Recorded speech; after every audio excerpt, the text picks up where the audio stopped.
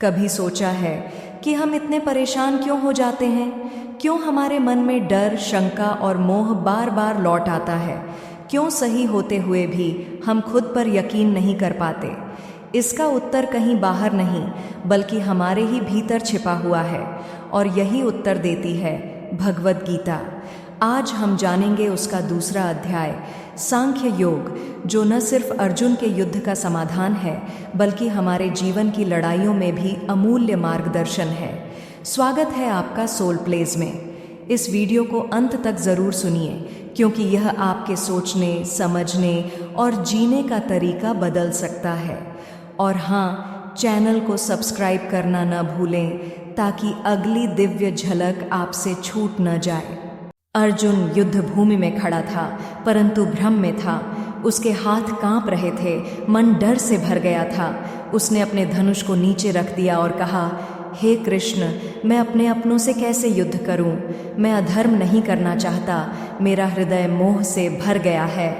आज भी हम सब किसी न किसी रूप में अर्जुन ही हैं। कभी परिवार और करियर के बीच, कभी सच और समझौते के बीच हम खड़े होते हैं, दुविधा में। श्री कृष्ण ने अर्जुन को देखा और मुस्कुराकर कहा, हे पार्थ, यह मोह तुम्हें शोभा नहीं देता। उठो, वीरता धारण करो। उन्होंने अर्जुन को आत्मा का ज्ञान दिया। आत्मा न मरती है, न जन्म लेती है। यह न काटी जा सकती है, न जलाई जा सकती है।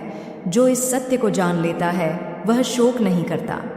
जब किसी की मृत्यु होती है या रिश्ते टूटते हैं, तो हम टूट जाते हैं। लेकिन अगर हम आत्मा के ज्ञान को समझें, तो जान पाते हैं कि जो गया है वह शरीर है, आत्मा नहीं। फिर श्री कृष्ण ने कहा, हे अर्जुन, तेरा कर्तव्य है युद्ध करना। कर्म कर, पर फल की चिंता मत कर। न तुझे फल का लोभ होना चाहिए और न ही निष्क्रियता का आकर्षण। आज हम हर काम रिजल्ट के लिए करते हैं, मार्क्स, प्रमोशन, फॉलोअर्स, लाइक्स, और जब फल नहीं मिलता तो हम हतोत्साहित हो जाते हैं। पर भगवद गीता कहती है, फल की चिंता से मन विचलित होता है। कर्म में ही आनंद ढूंढो, यही आत्मा की शांति है। श्री कृष्ण आगे कहते हैं, स्थित प्रज्ञ वही है जो सुख दुख में समान रहता है। उसकी बुद्धि स्थिर है, वह न लोभ करता है, न डरता है। वही जीवन के वास्तविक रहस्य को जान पाता है। कभी थोड़ा नुकसान होता है तो हम टूट जाते हैं, कभी ज्यादा पैसा मिल जाए तो अहंकार में आ जाते हैं। पर एक सच्चा योगी वही है जो हर परिस्थिति में स्थिर और शांत रहता है।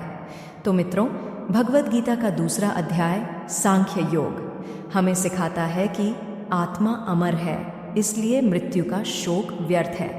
फल की चिंता त्याग कर कर्म करो, यहीं से जीवन में शांति आती है। सुख दुख में समान रहना, यही जीवन का सच्चा संतुलन है। यह केवल अर्जुन की कहानी नहीं, यह आपकी, मेरी